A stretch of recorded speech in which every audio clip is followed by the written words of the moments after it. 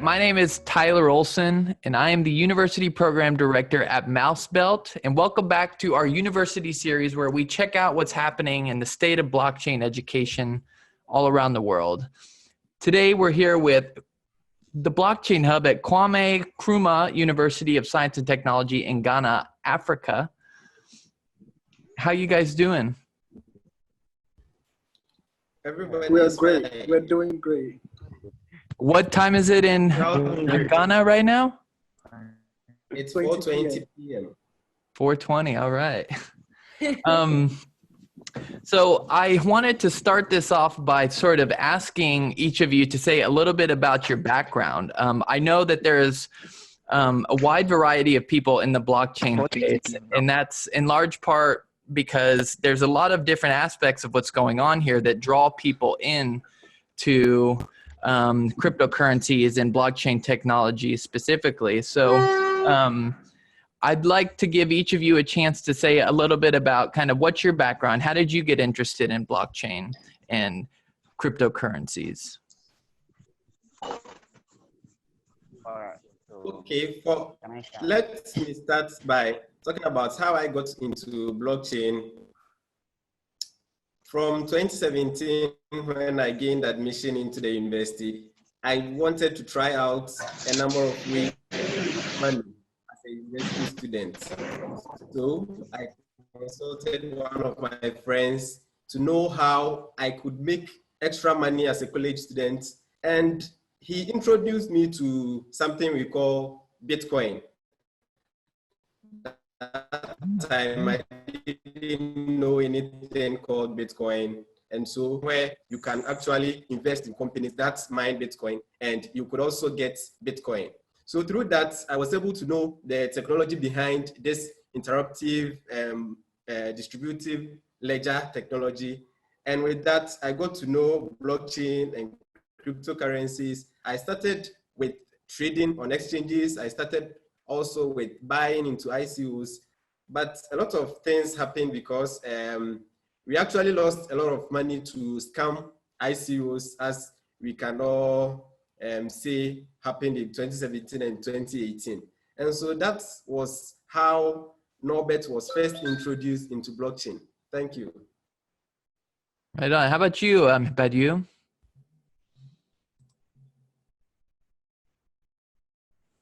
Into cryptocurrencies way back in 2016. I had a call from one of my friends, and I actually didn't want to get myself into it, so I didn't give him much attention that he needed. So I backed out. So in 2017, I saw this post from a friend by the name Excel.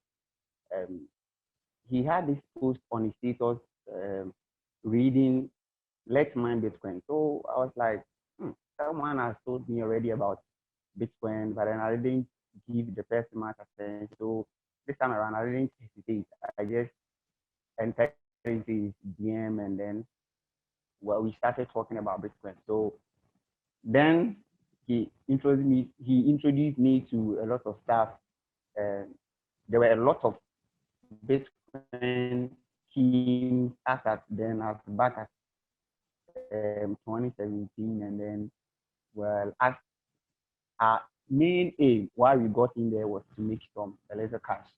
So right from there, we lost some money, but then you realize that as time went on, you understood the concept, and then we started adjusting some of the things that we were doing, some of the decisions that we were taking, and then later on we got well versed in the technology, and then that's how I personally got to know about Bitcoin. And then through me, other people like my friend Norbert also got to know about Bitcoin, and I think the lineage started from there. So thank you.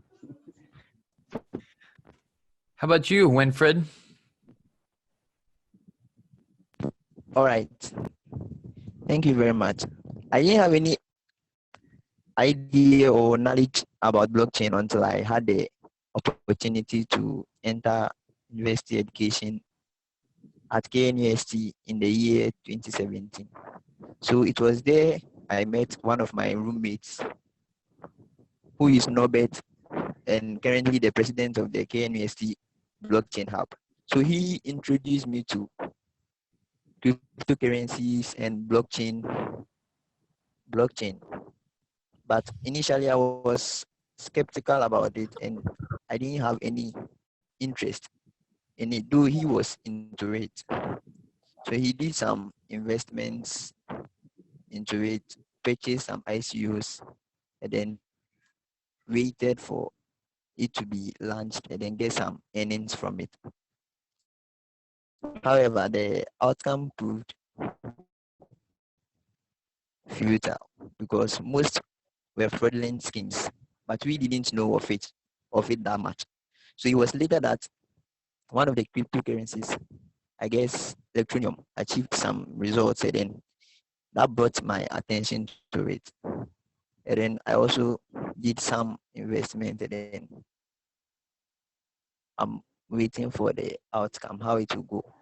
So currently, I've started also learning much about the blockchain technology, and I hope it will be better as time goes on.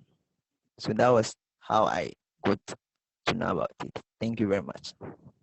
Great, thank you. How about you, David? A company called BitCloud Advantage, of which when you invest, you're going to get 300% in returns within a month. Actually, it didn't work the way we wanted, but it was through that means I had a knowledge of Bitcoin and blockchain. And since then, I was also introduced to forest trading. Currently, I'm a forest trader, and then blockchain seems to be one of the fast and efficient way of depositing and withdrawing money into brokers and trading. So that is how I got to know blockchain in the first time, being one of the efficient, fastest way of withdrawing money from our brokers. Thank you.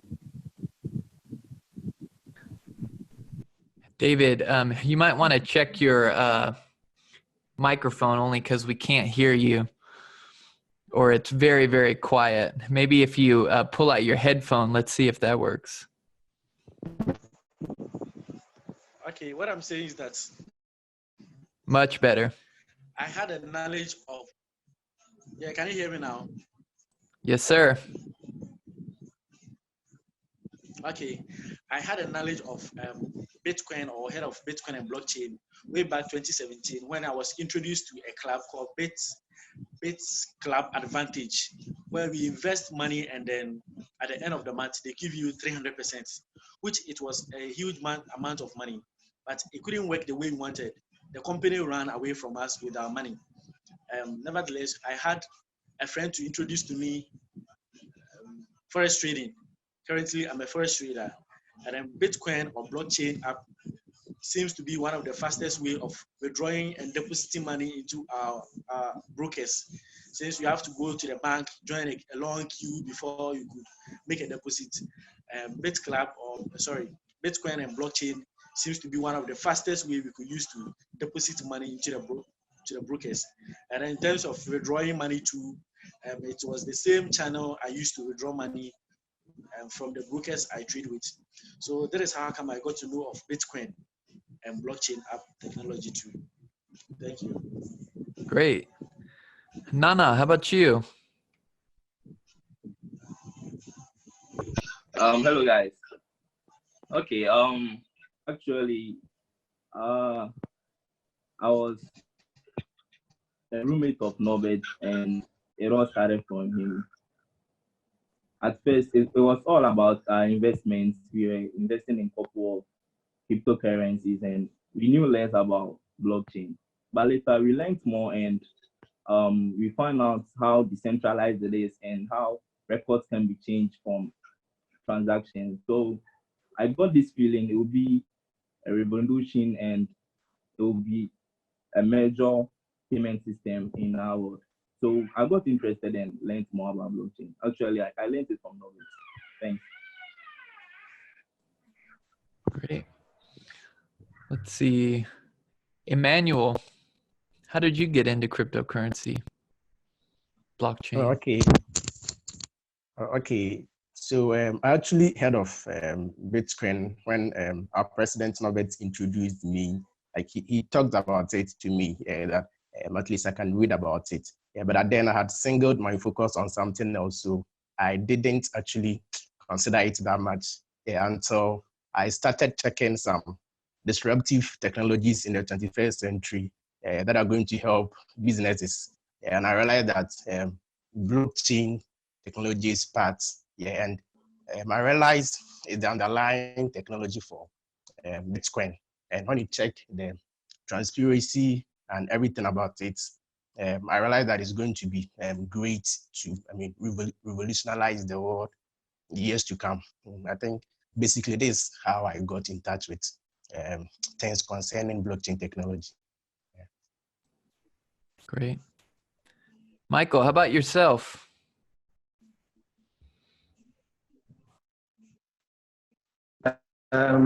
Okay, I personally learned it by myself. Nobody taught me what Bitcoin and blockchain is. It's through research. You know, I did Microsoft System Engineering, and then I did computer forensics at the Open University online.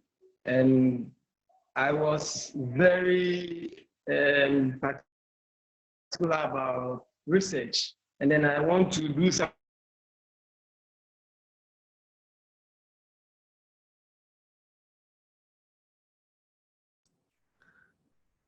We lost you there, Michael. It's okay. Maybe we can come back to you, Michael. Bright.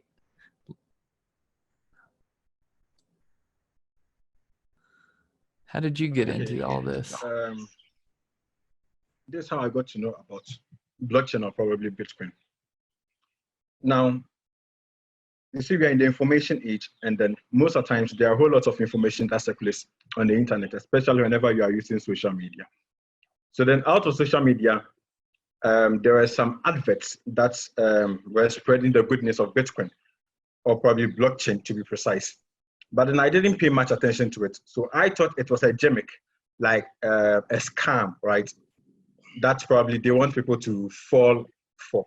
So it was through a friend of mine, Thomas Bedu. He once posted a meeting, okay, a meeting on his status. And that meeting was advertising Bitcoin and Forex. But in all this while, I had that much passion to become a Forex trader, or probably to learn it. So then I attended that meeting because of Forex, not Bitcoin. But then, whilst I went to that meeting, we were being taught how blockchain works, how it could benefit us. So it was true that I got to really embrace the knowledge on blockchain. But there's one thing about me. Anytime that I get to hear something new, I do more research on it. So once I came back home, I was reading about money. And all this while, I'm a fan of reading. So I've been following Robert Kiyosaki a lot. So then whilst I was reading about money, I got to realize that money has passed through a whole lot of transition, whereby at first, most people were using like gold as a form of money, the barter trading system, and probably at the moment we are in the fiat. But then I got to realize that Bitcoin, that is a part of blockchain, is the future of next money. And one fascinating thing about this one is that through my whole research, I realized that the blockchain technology is the advanced form of internet. So it is the internet 2.0. So what the internet has done for most people is that the internet has helped us to communicate a lot, to the extent that people probably people in Ghana can send messages to people who are outside, or probably who are in the United States of America. But then one thing that was lacking was the trust. People couldn't trust their fellow people whom they were doing business with. But then with the presence of the blockchain technology, there has been this trust issue has been solved.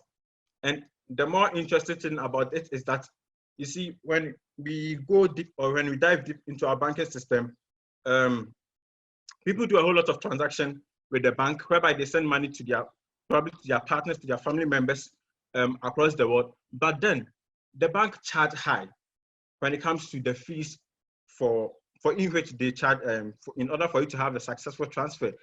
But one thing about the Bitcoin or probably blockchain is that the blockchain charges less. And on top of that, the blockchain also, if probably you send money from Ghana to USA, the speed is very, very high as compared to the bank. We always have this adage that we say, money travels at the speed of banks. So then all these little information about blockchain, getting to know them, and I seen it as a way of improving upon our lives, made me have this passion to love blockchain more and more, and also to fellowship with any organization that is ready to spread the good news of blockchain in order for us to have a good experience on Earth. So then that's something that made me become a part of blockchain. Thank you. Yeah. And, you know, it's funny because 11 years later, we're still having to convince people that it's not a scam. But, you know, I think the fact that it is being used more and more as borderless payment solutions just goes to show that it's not quite a scam. So, yeah, that's interesting to hear. Let's see. Is there anybody that we didn't get to? Go for it, man. All right. So basically, I got to know about Bitcoin through the relationship I have with Norbert, our current president. He was my classmate. And he was so passionate about cryptocurrency, Bitcoin, and everything. So basically, I learned it through trading, buying and selling of coins, cryptocurrencies. But fast forward, I'm just going to make it very short. Fast forward, I realized cryptocurrency was just like a tip of an iceberg for blockchain. Blockchain was a whole technology on its own, and it's a revolution. It's going to change the world.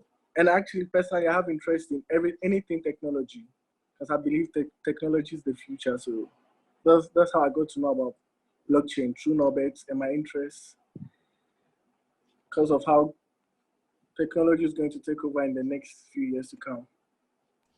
Yeah, and it is quite a big iceberg. Once you sort of dip your head underneath the water, you know, you might look over there and you see the shiny object, and then you realize, wow, there's a whole sort of world of technical terrain that I have to learn here. I know, right? Not necessarily to be a user of it. You know, that's an important thing to note. You know, a lot of people think that it's really intimidating because all they hear is the technical jargon around it. And I don't think that in order to use it, you have to know all of the technical stuff, but it's quite possible to go down that rabbit hole if you want to. And it's a large iceberg down there. And that makes me wonder, what does it look like in Ghana? Are people using cryptocurrencies regularly, or is there still a gap there? Thomas, do you have any insight on this? What's happening in Ghana?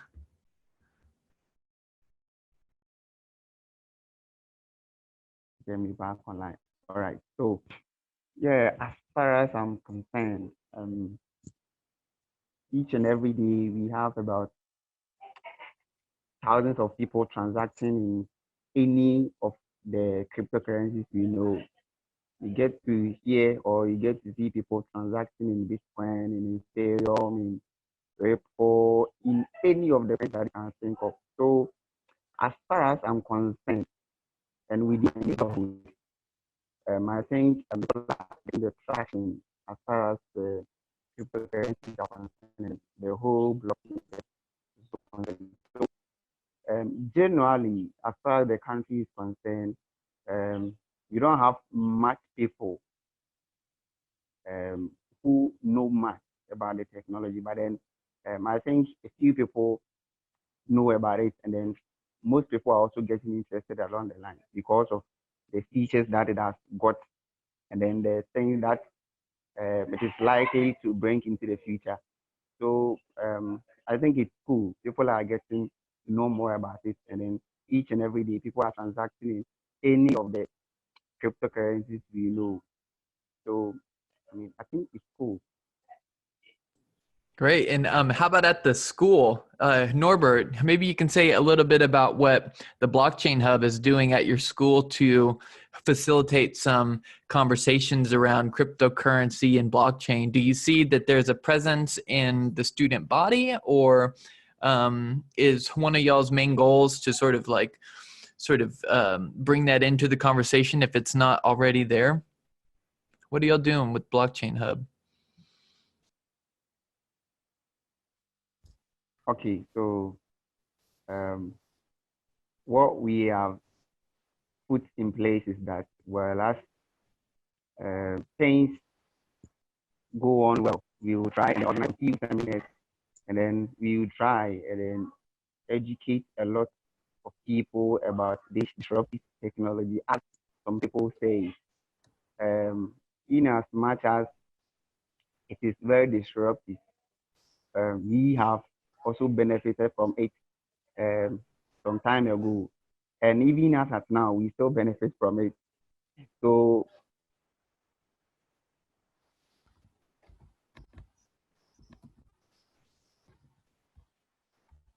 we're losing you, Thomas.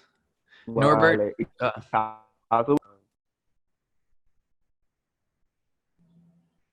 Can you hear me?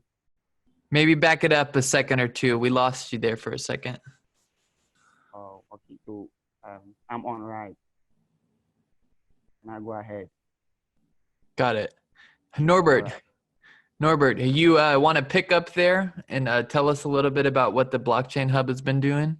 Yes, I would gladly like to talk about what KNUST Blockchain Hub has been doing over the years and how it got started and how we're able to have a lot of collaborations and where we are now. And so as most of my friends here, most of my brothers here stated, we started off with blockchain technology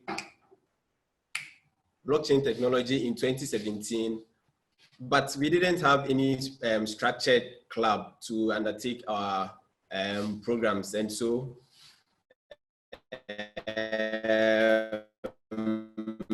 as at 2019, that was where we actually set up a club. And so what we did was that technology and Bitcoin and other cryptocurrencies as a whole, we wanted to take the opportunity to educate most of our colleagues, students on campus. And so what we did was to organize seminars, educate a lot of people about Bitcoin, about the technology. And you see, most of the universities in Africa or around the world don't have a well-structured blockchain program for the students. And so we thought it wise to be able to educate the masses, and we set up the club to mainly for education. But we have a little challenge, as many projects or many companies or clubs would also have. We have a problem with educational resources, since none of us is a blockchain engineer, although myself and Thomas and also Michael has taken courses in blockchain engineering and we have our certificates. We need a lot of resources to be able to teach the masses and the students at large. And so the current state of the club is that we also want to undertake projects, just as I had an interview recently with Ashley. The team and I have sat down and designed what we call Block Remit. And what Block Remit does is that we want to take over the remittance system in West Africa or the whole world. And what motivated us is that most of the Africans are unbanked. About 60% of our population don't have bank accounts. And we thought it wise that if this number of people don't have bank accounts, then it will be in our interest to be able to provide them with a remittance system so that you can send money from your country into another country. So that is the current project that we are working on, and we are seeking for sponsorship and investors to be able to push it through. Myself and my colleagues are very aggressive with this technology. We've learned a lot about it and we know how interactive it is. It is getting rid of the middlemen in our world, our system of living, our banking system, our... I think we might have lost Norbert. But, you know, what I'm hearing is not an uncommon thing. You know, a lot of... Norbert, are you back?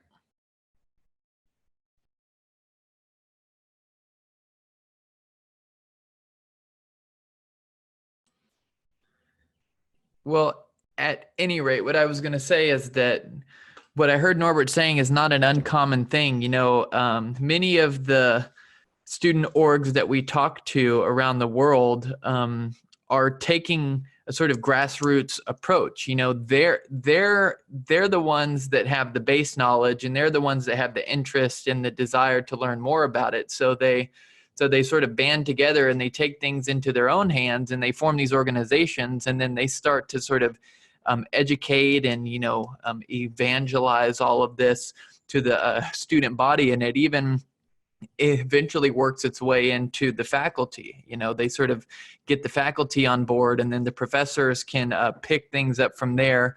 Some of the time, if they're willing, you see that it actually ends up getting woven into the curriculum at a departmental level. And I think that this is great because it really rings true of the foundations of the whole space. You know, when Satoshi Nakamoto wrote the Bitcoin white paper, nobody gave that person permission. It's not like this person went to an accredited institution and sort of asked them to, you know, give him permission, give her permission to sort of write this and then publish the blockchain software that we now know as Bitcoin. No, this person saw that there was a need for something, thought that it was important, and just kind of took matters into their own hands, and then they went with it. So it's great to see that there's student organizations all over the world recognizing that there's a lack of blockchain education at their home institutions, and doing whatever they can to get that education off the ground. So I want to end with this general question, and anybody, like the first person that has something come to mind can respond. I want to know what y'all think about the future. How do you see things unfolding after 2020? How do you think that we're going to look back at this time and reimagine what the world is going to be like?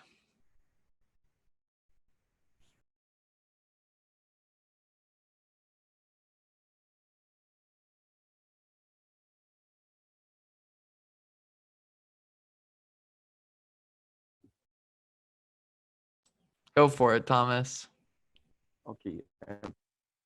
You see, during this pandemic, I kept reading about Bitcoin, and then I kept reading.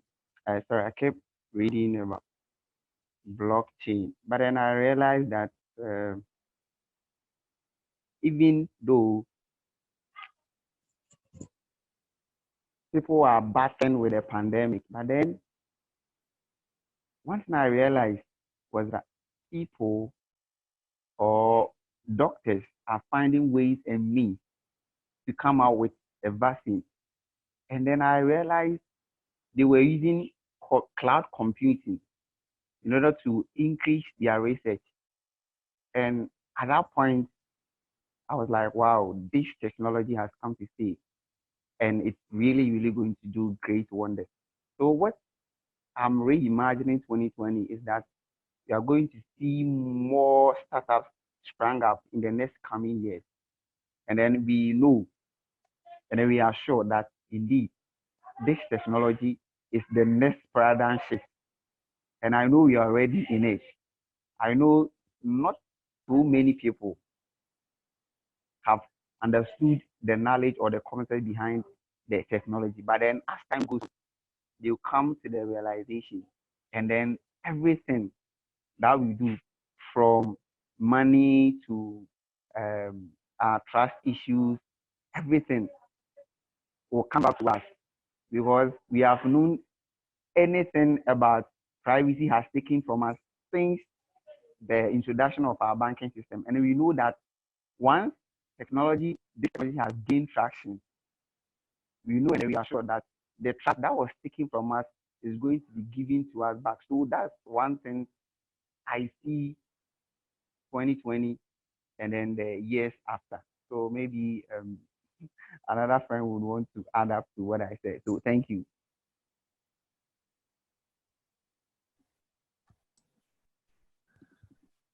Yeah, thanks. Well, it looks like we're starting to run out of time, so I really appreciate all of you for taking the time to hop on this interview with us. I know that there were a couple of bumps that we ran into there with the long distance connection, but I think that we got some good conversation out of it. KNUST Blockchain Hub, it's always great to talk to you guys. And are there any last words, anything else that anybody wants to say before we sign off here? Yes, our last words will be that we think 2020 is the year for blockchain to go to its maximum because of the recent pandemic. We can say that Bitcoin price as at last 5 weeks in March was around 4,500 US dollars, but right now it's trading above 9,000. And we can see that although the fiat currencies are losing their value, the blockchain money is actually gaining interest. And so we can reimagine 2020 to be the year for blockchain. We want to thank you, Tyler and Ashley, for this opportunity. We are very grateful. KNUST Blockchain Hub is reimagining 2020. Got it. Yeah. Thank you, Norbert. Always a pleasure, man. Thank you guys so much. This is so fun. Okay. Yeah, it was so fun. Bye. Thank you, Tyler. Thank you. Ashley. Thank you, Tyler and Ashley. Nice meeting you all. Thank you. Thank you, Tyler and And it's Ashley. really nice to meet all of you and to see your faces finally. It was a pleasure. It was a pleasure.